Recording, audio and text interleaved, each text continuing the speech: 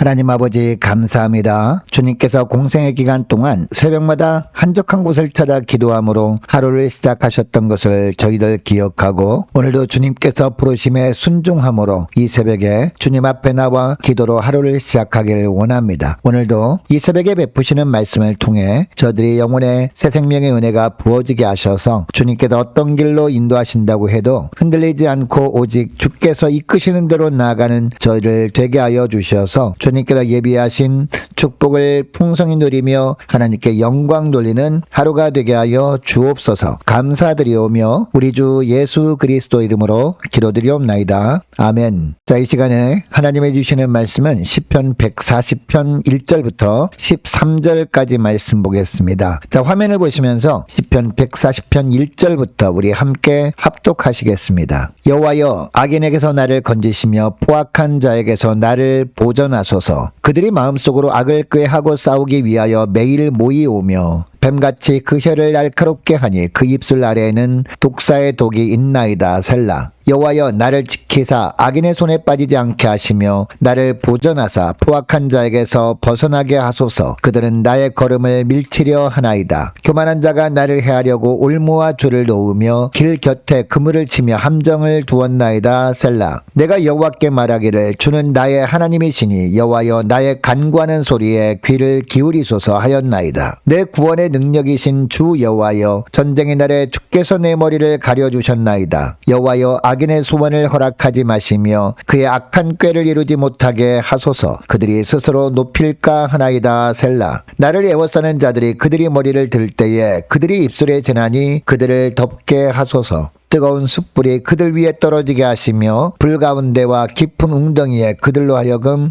빠져 다시 일어나지 못하게 하소서. 악담하는 자는 세상에서 굳게 서지 못하며 포악한 자는 재앙에 따라서 패망하게 하리이다. 내가 알거니와 여호와는 고난당하는 자를 변호해 주시며 궁핍한 자에게 정의를 베푸시리이다. 진실로 의인들이 주의 이름에 감사하며 정직한 자들이 주의 앞에서 살리이다. 아멘. 여러분, 이 땅에 고난당하는 것을 좋아하는 사람은 없습니다. 그러나 고난이 우리를 성장하게도 합니다. 어떤 사람은 자기에게 찾아온 고난 때문에 믿음이 식어지기도 합니다. 고난을 통해 하나님이 원하시는 인격으로 빚어지기도 하고 남은 신앙마저 잃어버리게 하기도 하는 것이 바로 고난입니다. 오늘 본문에서 다윗은 마음으로 악을 꾀하는 사람에게 괴롭힘을 당하고 있습니다. 뱀처럼 날카로운 혀로 공격하는 사람으로부터 험한 말을 듣고 있습니다. 물리적인 폭력을 가할 뿐만 아니라 대적은 심지어 다윗을 죽이려고까지 합니다. 어떻게 보면 절체절명의 위기입니다. 그런데 다윗의 삶을 보면 그 어떤 고난도 넉넉히 이기고 하나님의 주신 축복을 누렸던 사람이었습니다. 여러분, 우리 삶에도 보면 각양각색의 고난이 우리 앞을 가로막을 때가 있습니다. 그럼에도 불구하고 하나님이 우리를 바라보시며 원하시는 것은 그 시련을 뛰어넘는 믿음으로 사는 겁니다. 그 역경을 통해 더욱 온전한 믿음의 사람으로 서는 것, 이것을 주님께서 기대하시는 줄 믿으시기 바랍니다. 여러분, 그러면 우리 삶 가운데 고난이 찾아올 때 어떻게 하면 넉넉하게 역경을 뛰어넘는 믿음으로 살아갈 수 있을까요? 고난을 주시는 하나님의 뜻을 깨닫는 것인데, 고난은 그러면 어떤 하나님의 뜻이 숨겨져 있을까요?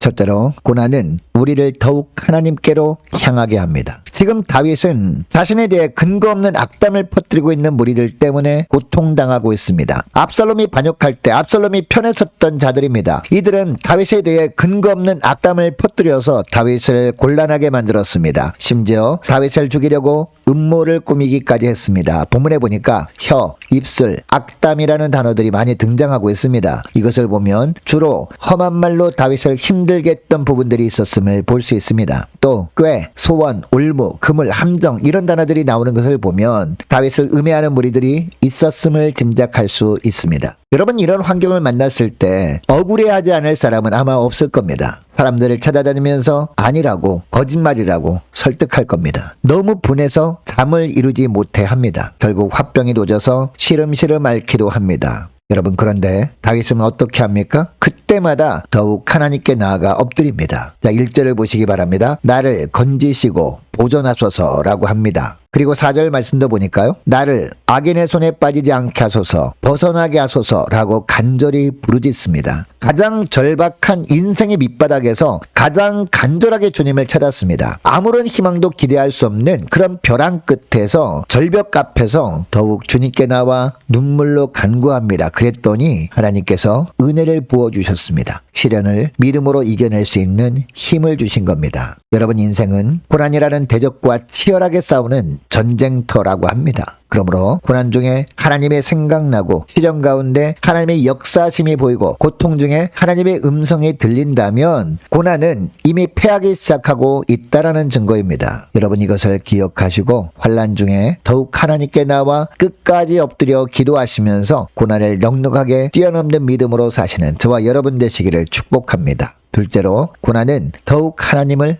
깊이 알게 합니다. 여러분 다윗에게 고난이 깊어질수록 하나님을 향한 다윗의 부르짖음은 더욱더 간절해져 갔습니다. 여러분 믿음의 사람에게는 특징이 있습니다. 고난의 깊이와 기도 소리가 비례한다라는 겁니다. 시련의 강도가 강할수록 기도 소리가 더 커진다는 겁니다. 여러분 다윗이 환난 가운데 하나님께 나와 부르짖는 그 부르짖음이 간절할수록 이상한 일이 일어났습니다. 고난이 가져다주는 아픔보다 유익이 더 많았다라는 겁니다. 시련의 밤이 깊어갈수록 다윗과 하나님과의 관계는 더 깊어져 갔습니다. 자, 1절을 보면요. 처음에는 다윗이 하나님을 향해서 뭐라고 합니까? 여호와여라고 부릅니다. 그런데 6절에 가서는 나의 하나님이라고 호칭이 달라지고 있습니다. 하나님께 친밀감으로 다가가고 있습니다. 여기서 그치지 않습니다. 7절에서는 하나님을 뭐라고 부릅니까? 내 구원의 능력이신 주 여호와여라고 부릅니다. 그리고 이미 주께서 내 머리를 가려주셨다라고 합니다. 반드시 구원해 주실 것을 굳게 신뢰하게 된 겁니다. 여러분 고난당하기 전에도 물론 다윗은 하나님을 알고 있었습니다. 그런데 시련을 통해 머리로만 알고 있던 하나님을 가슴으로 깨달아 알게 된 겁니다. 그래서 다윗은 고난당한 것이 내게 유익이 되었었노라 라고 고백도 할 수 있었던 겁니다. 여러분 오늘날 하나님께서 우리에게도 시련을 주시는 이유가 무엇일까요? 지식적으로만 알고 있던 하나님을 삶 속에서 가슴으로 깨달아 알도록 하려고 그렇게 하시는 겁니다. 이것을 기억하시고 이제는 고난당할 때 불평하기보다 더 깊은 하나님의 은혜를 체험할 수 있는 기회로 알고 감사하는 여러분 되시기를 바랍니다. 환난 가운데 있을수록 더욱 주께 부르짖어 기도하심으로 하나님이 지금 나와 함께 하심을 눈으로 볼 수 있는 복된 저와 여러분 되시기를 주 이름으로 축복합니다. 셋째로 고난을 겪어보아야 다른 사람의 고난을 이해하게 된다라는 겁니다. 자 12절에 보면요. 다윗이 고백합니다. 이제 자신만의 하나님이 아니라 고난당하는 자와 궁핍한 모든 자의 하나님이 되어주시리라 확신한다는 겁니다. 여러분 다윗은 자기가 고난당해 보니까 이런 비슷한 고난을 당하는 사람들에게도 눈을 돌리게 되었습니다. 이것이 고난이 유익이었습니다 라는 의미입니다. 고난으로 인해 관심의 지평을 자신과 동일한 처지에 있는 다른 사람에게로 확장시킬 수 있었던 겁니다. 여러분 하나님이 우리에게 간혹 시련을 주시는 것은 그러니까 그냥 주시는 것이 아닙니다. 동일한 문제로 고통당하는 이웃들에게 시선을 돌리기 원하는 주님의 뜻이 그런 고난 중에 있다라는 겁니다. 여러분 이것을 기억하시고 시련의 시기를 여러분의 관심의 지경을 이웃으로 넓히시는 복된 기간으로 삼으시는 여러분 되시기를 바랍니다. 자, 오늘 말씀을 기억하며 이 시간에 기도할 때 이렇게 기도했으면 좋겠습니다. 하나님 고난이 찾아올 때마다 고난을 주신 하나님의 뜻을 깨닫고 더욱 하나님께 가까이 나아가는 기회로 삼음으로 더 하나님을 깊이 알게 하옵소서. 고난을 통해 고난 중에 있는 다른 지체들을 더 깊이 이해하는 기회로 삼게 하여 주옵소서. 간절히 기도하는 이 새벽 될 수 있기를 축복합니다. 계속해서 기도하기를 원하는 것은 한 주간 동안 각 가정의 직장과 사업장을 위해서 또한 성탄 전야 예배 및 성탄절 예배를 위해서 또 성탄 전야 예배 이후에 있을 발표회와 또 선물 나누기 행사를 위해서 함께 기도하기를 원합니다. 각 구역 식구들과 자녀들을 위해서 또 새롭게 선출된 2026년도 임력원들을 위해서 함께 기도하기를 원하고 오래 세워진 일꾼들 연말까지 충성을 다할 수 있도록 또한 교회 재정을 위해서도 함께 기도하기를 원합니다. 유초등부 중고등부 청년 부를 위해서 남녀 전도회와 각 구역을 위해서 함께 이 시간에 기도하기를 원하고 많은 환우들이 있습니다. 위에서 기도해 주시기 바랍니다. 특별히 임광빈 목사님, 이방균 성도님 아버님 빠른 회복을 위해서 또 수술 준비를 위해서 병원에 입원한 우리 정혜성 집사님